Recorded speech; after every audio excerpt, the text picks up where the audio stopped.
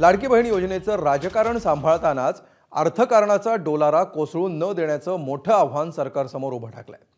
एकीकडे योजनेचे पैसे परत करणाऱ्या अपात्र लाभार्थींचं कौतुक होत असताना दुसरीकडे या योजनेचे निकष कडक करणं सरकारला आवश्यक आहे।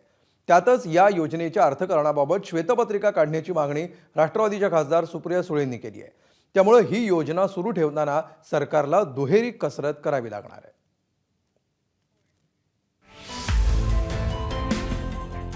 या आहेत भिकूबाई खैरनार आणि हे त्यांचे चिरंजीव योगी खैरनार। या मातापुत्रांच्या प्रामाणिकपणाचं सध्या राज्यभर कौतुक होत आहे, कारण या दोघांनी लाडकी बहीण योजनेतून मिळालेले पैसे सरकारला परत करण्याचा निर्णय घेतलाय। त्यांच्या या निर्णयामागची कहाणी म्हटलं तर प्रेरणादायी आणि म्हटलं तर व्यवस्थेतल्या त्रुटी दाखवणारी आहे। भिकूबाईंनी या योजनेसाठी अर्ज करताना चुकून त्यांच्या मुलाचं आधार कार्ड जोडलं होतं। ही बाब कुणाच्याच लक्षात आली नाही आणि योगी खैरनार यांच्या खात्यावर लाडकी बहीण योजनेचे 7,500 रुपये जमा झाले। पण हे पैसे आपल्याला नको असल्याचं सांगत त्यांनी ते परत करण्याचा निर्णय घेतला। लगेच आचारसंहिताच्या पहिले त्याच्या पहिले एक पडला, लगेच आचारसंहिताच्या पुढे एक पडला, तो पण आम्ही लगेच जमा केला। सुधारणा करून घेतली राज्य सरकारकडे, ते पहिले पैसे आम्ही जमा करून दिले। आपण हे पैसे चुकीचे घेतोय, ही योजनेसाठी आपण फॉर्म केला होता आईचा, पण ते आपल्या नावाने पडले असल्या कारण आपल्याला ते योग्य वाटले नाही व आपण स्वतःहून शासनात ते परत केलेले। आम्ही आधी सर्वात पहिले बालविकास अधिकारी इथं गेलो होतो सुधा हॉस्पिटल समोर ऑफिसला, तिथं अर्ज केला आम्ही त्यांना आईच्या नावाने, आणि तो अर्ज एक बालविकास अधिकारी आणि कलेक्टर साहेबांना ट्रान्सफर केला। एकीकडे या दोघांचं कौतुक होत असताना लाडकी बहीण योजनेवरून मात्र नव्यानं वादाला तोंड फुटत असल्याची चिन्ह आहेत। या योजनेचं नेमकं अर्थकारण काय असा सवाल विचारत सुप्रिया सुळेंनी याबाबत श्वेतपत्रिका काढण्याची मागणी केली आहे। मी हे मागच्या वर्षीही बोलले होते आणि मी कालही हे बोललेले मीडियाशी बोलताना की हे अपेक्षितच होतं। मागच्या वर्षी माझ्यावर तेव्हा कोणालाच विश्वास नव्हता, त्यामुळे फक्त टीका करण्यासाठी मी नाही हे बोलत आहे। कधीतरी पॉलिसीवर आपण सगळ्यांनी चर्चा केली पाहिजे। फिस्कल डेफिसिट म्हणजे सरकारचा होणारा खर्च, आणि अनेक वेळा इलेक्शन चालू असतानाही लोक म्हणत होते की DPTCचे पैसे वळवले जात आहेत।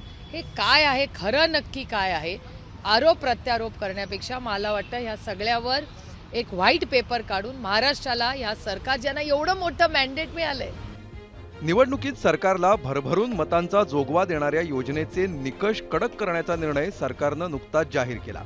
त्यानुसार कुटुंबाचं उत्पन्न 2.5 लाखांच्या आत आहे का हे तपासलं जाणार। लाभार्थी महाराष्ट्राचीच आदिवासी आहे का याची खातरजमा होणार।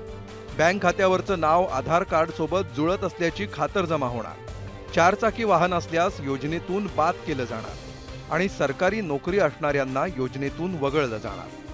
ज्यांनी योजनेत घोटाळा केला त्यांच्यावर कारवाई करण्याची आणि तक्रारींची दखल घेण्याचं सूतोवाच 2 दिवसांपूर्वी महिला आणि बालविकास मंत्री आदिती तटकरेंनी केलं होतं। यावरून आता सरकारवर टीकेची झोड उठायला सुरुवात झाली आहे। मला वाटतं आता अतिशर्टी टाकायला नको, कारण निवडणुकीच्या अगोदर ज्या लाडक्या बहिणीला तुम्ही पगार दिला त्यांना 5 वर्ष चालू ठेवा, कारण नाही म्हटलं तरी ही योजना प्युअरली निवडणुकीसाठी होती।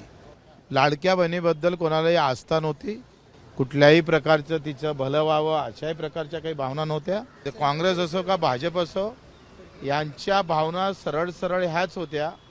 लाडक्या बहिणीचं भलं करण्याच्या काही भावना नव्हत्या। सरळ भावना ह्या होत्या का आमची पार्टी या योजनेतून MPत निवडून आली, इतर राज्यात आली, तोच पायंडा इथं करायचा। आता ज्याला पैसे तुम्ही दिले त्यानं तुम्हाला मतही मारले। तर सरसकट स्क्रुटिनी होणार नसली तरी खऱ्या लाभार्थ्यांपर्यंत योजना पोहोचावी हा सरकारचा उद्देश असल्याचं सत्ताधारी सांगतायत। या माझ्या लाडक्या बहिणीला खूप खूप धन्यवाद देतो। मी त्या लाडक्या बहिणीचं अभिनंदन करतो की त्यांनी त्यांच्या मुलाच्या खात्यात आलेले पैसे प्रामाणिकपणे परत केले।